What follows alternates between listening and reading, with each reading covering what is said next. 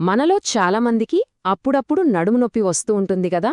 అలా వచ్చిన ప్రతిసారీ మనసులో ఒకటే టెన్షన్. అయ్యో, ఇది మామూలు నడుము నొప్పేనా లేక కిడ్నీల్లో ఏమైనా సమస్య అని.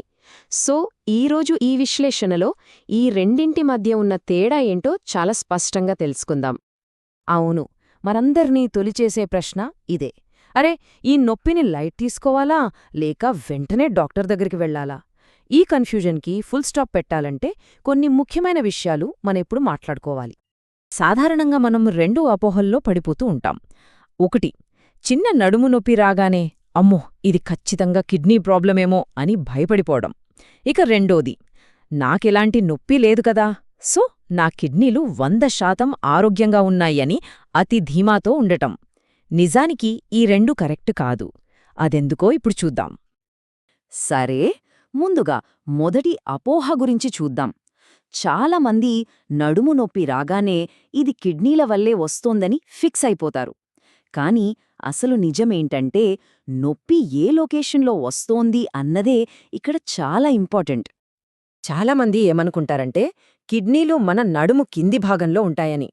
కాని అది అస్సలు నిజం కాదు.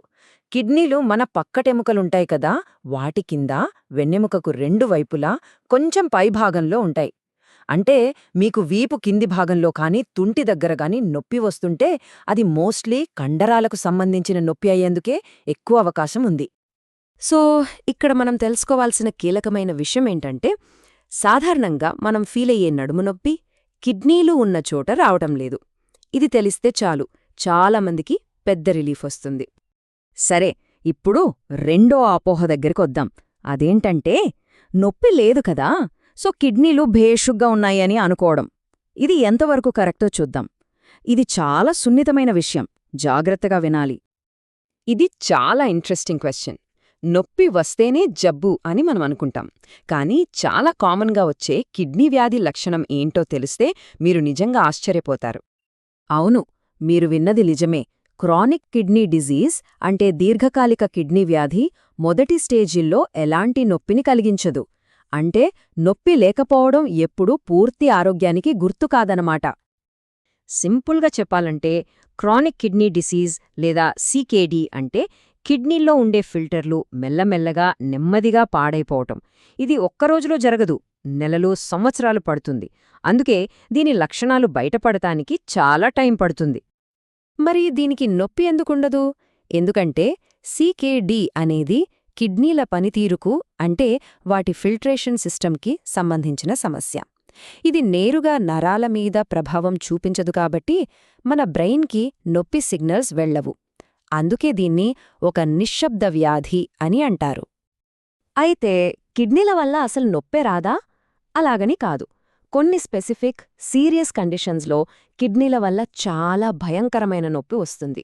మరి ఆ సందర్భాలు ఏంటో ఇప్పుడు చూద్దాం. ముఖ్యంగా ఈ 3 సందర్భాల్లో కిడ్నీ నొప్పి వస్తుంది. 1. కిడ్నీలో రాళ్లు ఏర్పడటం. 2. పాలిసిస్టిక్ కిడ్నీ వ్యాధిలో నీటి బుడగలు బాగా పెరిగి ఒత్తిడి కలిగించడం. 3. పైలోనెఫ్రిటిస్ అంటే కిడ్నీకి వచ్చే ఒక సీరియస్ ఇన్ఫెక్షన్. ఈ సమస్యలు వచ్చినప్పుడు వచ్చే నొప్పి మామూలుగా ఉండదు, చాలా తీవ్రంగా ఉంటుంది. ఈ కిడ్నీ నొప్పికి కండరాల నొప్పికి చాలా తేడా ఉంటుంది. కండరాల నొప్పి అయితే మనం కాస్త అటూ ఇటూ కదిలినా లేదా విశ్రాంతి తీసుకున్నా కొంచెం తగ్గుతుంది. కానీ కిడ్నీ నొప్పి అలా కాదు. మీరు ఏ పొజిషన్ మార్చినా దాని తీవ్రత తగ్గదు. పైగా ఆ నొప్పితో పాటు జ్వరం, వాంతులయ్యేలా ఉండటం ఇలాంటి వేరే లక్షణాలు కూడా కనిపిస్తాయి. సరే, ఇప్పటిదాకా మనం మాట్లాడుకున్నదంతా ఓసారి సింపుల్గా ఒక చెక్లిస్ట్ లాగా చూద్దాం. దీనివల్ల ఎవరికి వాళ్ళు తమ లక్షణాలను ఒక అంచనా వేసుకోవచ్చు. ఈ టేబుల్ చూస్తే మనకు మొత్తం క్లారిటీ వచ్చేస్తుంది. నొప్పి ఎక్కడుంది? వీపు కింది భాగంలో అయితే అది బహుశా కండరాల నొప్పి. అదే పక్కటెముకల కింద ఉంటే కిడ్నీ సమస్య కావచ్చు. నొప్పి ఎలా ఉంది? మందంగా పట్టినట్టుందా లేక తీవ్రంగా అలలలాగా వస్తోందా? ఇక వీటన్నిటితో పాటు జ్వరం, వికారం లాంటి ఇతర లక్షణాలున్నాయా? ఈ ప్రశ్నలకు వచ్చే సమాధానాలే మనల్ని సరైన దారిలో నడిపిస్తాయి. ఈ విశ్లేషణతో నడుము నొప్పికి, కిడ్నీ నొప్పికి మధ్య తేడాలపై ఒక స్పష్టత వచ్చిందని అనుకుంటున్నాను. కానీ ఒక్క విషయం గుర్తుంచుకోవాలి. స్వంత వైద్యం మంచిది కాదు. ఆరోగ్యం విషయంలో ఏమాత్రం సందేహమున్నా అశ్రద్ధ చేయకుండా డాక్టర్ను సంప్రదించడమే ఉత్తమమైన పని. సరైన సమయంలో మనం తీసుకునే ఒక చిన్న స్టెప్ మన కిడ్నీల ఆరోగ్యానికి మనమిచ్చే భరోసా. సో, మన ఆరోగ్యం గురించి చురుకుగా ఆలోచించడం మనందరి బాధ్యత.